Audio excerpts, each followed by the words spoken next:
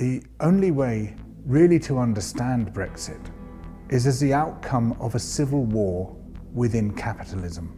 There are two dominant forms of capitalism. One you could describe as house-trained capitalism. This is corporations and rich people who are prepared to more or less go along with democracy, as long as democracy doesn't get out of hand and actually represent the interests of the people, but as long as it's a sort of thin and narrow form of democracy, they'll go with it. What they want is stability. They want regulations which protect their market position from rougher and dirtier companies who would otherwise wipe them out. They're happy with the administrative state.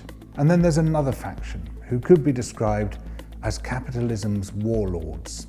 These are people who don't want any constraints in their way at all. They see taxation as illegitimate. They see regulation as illegitimate. In their unguarded moments, they reveal that they see democracy as illegitimate. People such as Peter Thiel, the guy who founded PayPal, says actually democracy and market freedom are incompatible. The conflict should be resolved in favor of this thing he calls the market. The market is a euphemism for the power of money. And they believe that that power should be unmediated, that it should be able to do whatever it wants without anyone standing in its way. And they see as their enemy house-trained capitalism. And this is really where the power lies within the whole Brexit debate, is on the one side, the august institutions of capitalism, like the Confederation of British Industry, saying this is terrible, we don't want this to happen at all. And on the other side, the oligarchs from the city, very powerful people who are funding dark money think tanks and other lobby groups, saying we want to clear it all out of the way. In Steve Bannon's words, we want the deconstruction of the administrative state. And it's a second group, the warlords of money, who have won.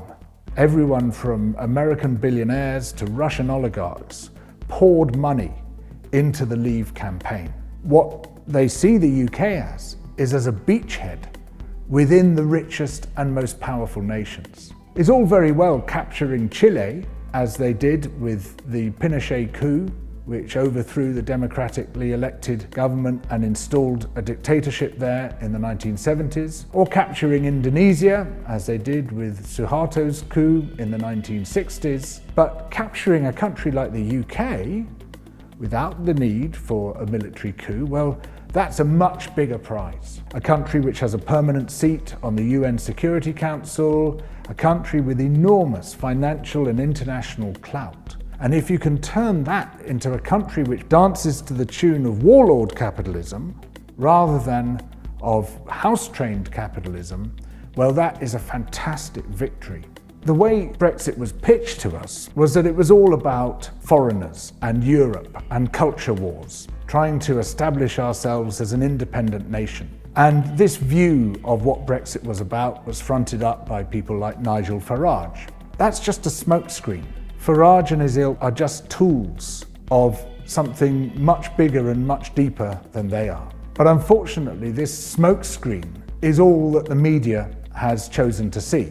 In the case of the billionaire press, that's by design. They don't want us to see that this is an attempt by the warlords of capitalism to overthrow domesticated capitalism. In the case of the BBC, it's by default. They just can't see through the smokescreen to the manoeuvres behind it. What happens to us, to the citizens of the UK, is of very little interest. We're just the grass that gets trampled in this civil war. Now, there's no doubt at all where the British government comes down, which side it comes down on.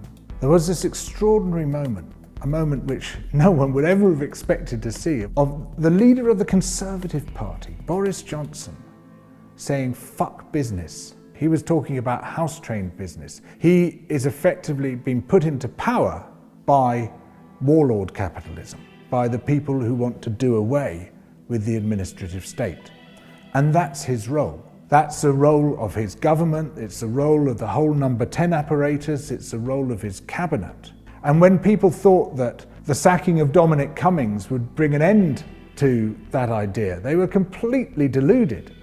It's not about Dominic Cummings, it's about a much bigger apparatus, a much bigger infrastructure of power that extends beyond government into the dark money think tanks and the other lobby groups, which are in turn funded by these very powerful oligarchs, not just within the UK, but internationally. I see myself as a Eurosceptic Remainer. I'm no enthusiast for the European Union because I see it just as a bastion of another kind of capitalism, a bastion of domesticated capitalism, which is in a quiet war with democracy. And what we need is neither form of capitalism. We need a political economy which is good for the people who live today, the people of future generations, good for the rest of the living world, and is actually governed by the people themselves. Not by this kind of capitalism or that kind of capitalism, these corporations or those oligarchs. A democracy which responds to people not just once every 4 or 5 years, but every day, when we have participation as well as representation. We need a system that transcends both of these warring factions and puts the people in charge. Do you get these stories on the mainstream media? Do you? Hell. If you want to really know what's going on, if you want to see more of these sorts of exposures of the mechanics of politics, then please support Double Down News. Become a patron through Patreon and ensure that more of these films can be made.